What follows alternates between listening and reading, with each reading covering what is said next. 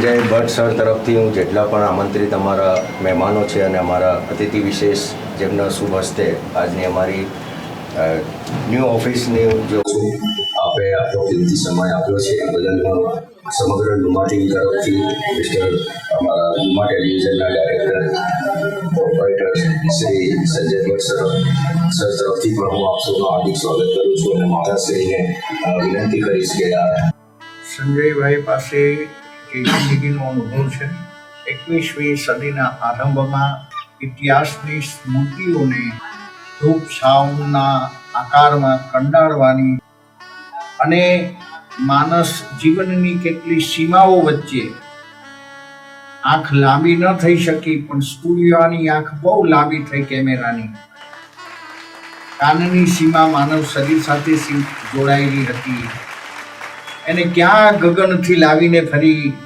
એ વાતો એ અવાજ એ સ્મૃતિઓ એ ગીતો એ વેદના મંત્રોના ગુંજનો એ ધર્મ આદેશોના શબ્દો ઈશ્વરની સ્મૃતિમાં કહેવાયેલા જે ધર્મ ગ્રંથોના માનવ જીવનના કલ્યાણના આદેશો પર પુનઃજીવત એ રૂપે નહીં એમના માધ્યમે થાય એવા પ્રકારનું આ અભિયાન છે.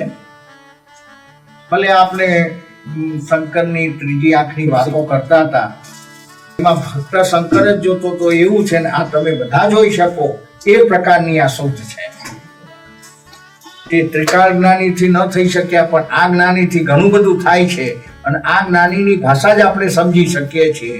કદાચ શંકર ભગવાન બોલ્યા હોત તો સંસ્કૃતમાં જ બોલ્યા હોત કે આ પ્રજાને કે દુનિયાની 2700 ભાષામાં અનુવાદ ન થઈ શક્યો હોત. આ એવા પ્રકારની શોધ છે બધી ભાષાનો અનુવાદ થઈ શકે અને એની કલા સંજયભાઈના હાથમાં છે. અહીંયાથી જે કંઈ કરવા પાત્ર થશે એ પ્રજા કલ્યાણના કાર્યોમાં એમની સંવેદનાનો આપણે ઉપયોગ કરીએ.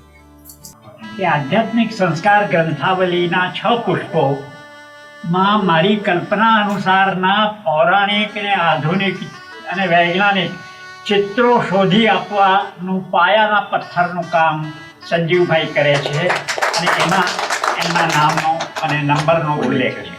નવરત્નમાં જે વસંત રજત ડોક્યુમેન્ટ જે ફિલ્મો બનાવી અમારે લધારામ સ્કૂલ, સરદાર વિનય, પછી સરદાર વલ્લભભાઈ સ્કૂલ, પછી બરોડા સ્કૂલ અને સેન્ટ્રલ જેલમાં પણ અમારે કેદીઓ બને ડોક્યુમેન્ટરી ફિલ્મ બતાવવાની છે. જે બધા કલાકારો ભાગ લીધો અમારું સૌથી યોગદાન અમારે સંજયભાઈ ભટ્ટનું છે અને સમગ્ર ગુજરાતમાં અમારે ડોક્યુમેન્ટરી ફિલ્મ અમારે બતાવવાનું છે અને સરકારને પણ અમે આ જાણ કરી છે.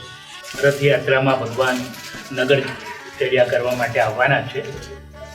મને એવું લાગે છે કે એના પાયલોટ વર્ક તરીકે અહીંયા ભગવાનની પૂજા થઈ છે, દીપનું પ્રાગટ્ય થયું છે, સંતની પણ ઉપસ્થિતિ થઈ છે અને માતા પિતાની પૂજા રૂપે માતા પિતાની તસવીર પણ મૂકી છે એમણે. એટલે એમની પ્રગતિનો રથ પૂરપુરાટ દોડે અને આપણે એના સાક્ષી બનીએ અને એ ધજા ઉન્નત રહે સદા એવું ચોક્કસ ભાવના આપણે રાખીએ. હવે બધાની પ્રોફાઇલ, બધાની ડોક્યુમેન્ટ્સ બધું એ કરે છે પણ એમને મારે ખાસ કહેવું છે એ પોતે લો પ્રોફાઇલમાં રહે છે. જ્યારે સરદાર ભવનમાં કે અન્યત્ર કંઈક કાર્યક્રમ હોય તો એ ચૂપચાપ આવીને છેલ્લા બેસી જાય, આગળ આવવાનું પસંદ ના કરે. મારે પછી ટકોર કરવી પડે કે સંજયભાઈ આગળ આવો તો જલ્દી આવવા પણ રાજી નહીં.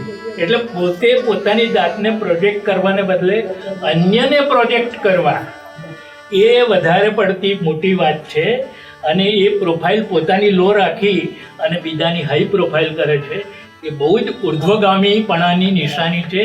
એમની ઉન્નત ભાવનાઓને હું સલામ કરું છું.